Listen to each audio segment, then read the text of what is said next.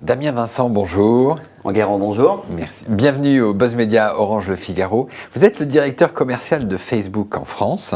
Alors, 6 mois après son introduction monumentale, puisque ça valait 100 milliards de dollars en bourse, ça avait chuté après. Facebook suscite encore de nombreuses interrogations. Alors, la première interrogation, c'est sur le modèle économique. Là, on vient de voir les résultats trimestriels qui étaient plutôt bons, une croissance d'à peu près 32%. Vous avez 1 milliard d'utilisateurs à travers le monde, mais vous ne réalisez grosso modo qu'un chiffre d'affaires de 4 milliards. Comment est-ce que ça fonctionne, le modèle économique de Facebook ? Bien, écoutez, Enguerrand, on a un modèle économique qui est maintenant établi, avéré et pérenne, qui nous a permis de générer plus d'1 milliard de dollars de chiffre d'affaires l'année dernière. Et il est principalement composé de 2 sources de revenus, les micro-paiements à peu près une hauteur de 15% et pour majorité de la publicité. Alors les micro-paiements, c'est avec vos partenaires sur le site, le plus connu étant Zynga, c'est ça ? Exactement, c'est avec nos partenaires développeurs et puis également une initiative qu'on a lancée récemment aux États-Unis qui est la possibilité d'envoyer des cadeaux à vos amis. Et puis la deuxième partie, c'est bien sûr la publicité qui représente 80% de notre chiffre d'affaires et qui fonctionne très très bien puisqu'on apporte une valeur importante aux marques avec lesquelles on travaille. On répond à différents objectifs pour ces marques. Le premier étant de toucher leur audience et leurs prospects. Avec plus de 26 millions d'utilisateurs actifs mensuels en France, c'est une audience massive qu'on peut également cibler de manière un peu plus précise avec des capacités de ciblage avérées. La deuxième chose qu'on permet aux entreprises, c'est de créer du lien, de la proximité, et on sait que c'est très important en ayant un profil, en ayant une page, voilà. En dialoguant avec les utilisateurs, en leur apportant des contenus, de la valeur ajoutée, et on sait que c'est très important pour créer de la préférence de marque. Et puis la troisième chose qu'on permet aux entreprises, c'est de générer des résultats et des ventes. Et d'ailleurs, on a pu analyser une 60aine de campagnes à travers le monde. Et ce qu'on a constaté, c'est que les marques qui utilisent Facebook génèrent des résultats importants. Pour $1 ou €1 d'investissement sur Facebook, on peut générer jusqu'à 3 ou 5 euros de chiffre d'affaires, voire beaucoup plus dans certains cas.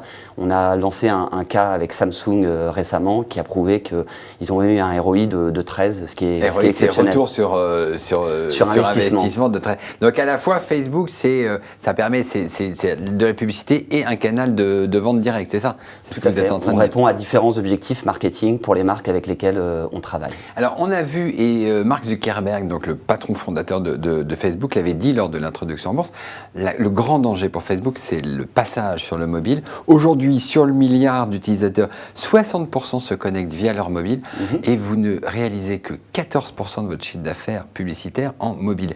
Vous êtes en retard sur le passage au mobile ? Facebook est une société mobile, c'est une opportunité exceptionnelle pour nous, pour différents points. Le premier, c'est en termes d'audience, c'est une capacité de recrutement d'utilisateurs très importante, notamment dans des pays comme l'Inde. Et puis c'est aussi une plateforme qui génère un engagement très important puisque les utilisateurs sont 2 fois plus exactement, voilà. Donc ils sont 2 fois plus engagés sur mobile que sur ordinateur. En revanche, d'un point de vue économique, c'est pas encore ça.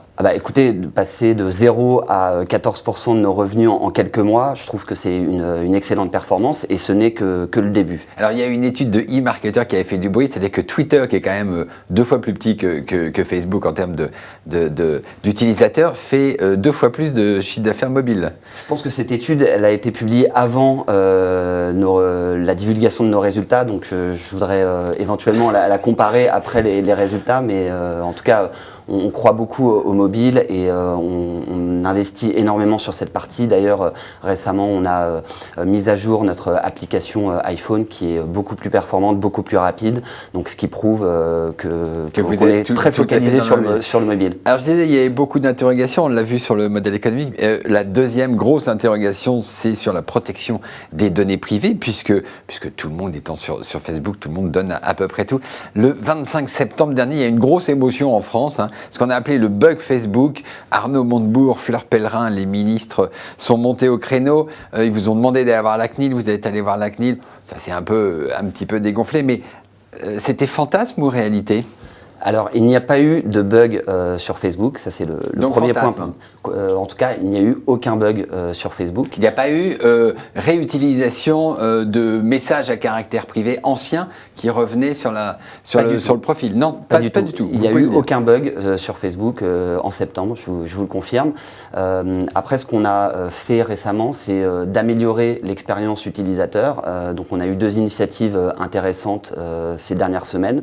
La première, c'est qu'on a refondu ce qu'on appelle le kit de connexion, c'est-à-dire les premiers pas d'un nouvel utilisateur sur Facebook, en mettant plus en avant... Ils sont mieux informés. Exactement, on met plus en avant les paramètres de confidentialité. Et la deuxième initiative qu'on a lancée, c'est la refonte de notre centre d'aide qui permet aux utilisateurs de trouver plus facilement et plus rapidement des réponses à leurs questions. Mais alors, le plus généralement, c'est-à-dire que effectivement, Facebook contient des milliards et des milliards de données personnelles.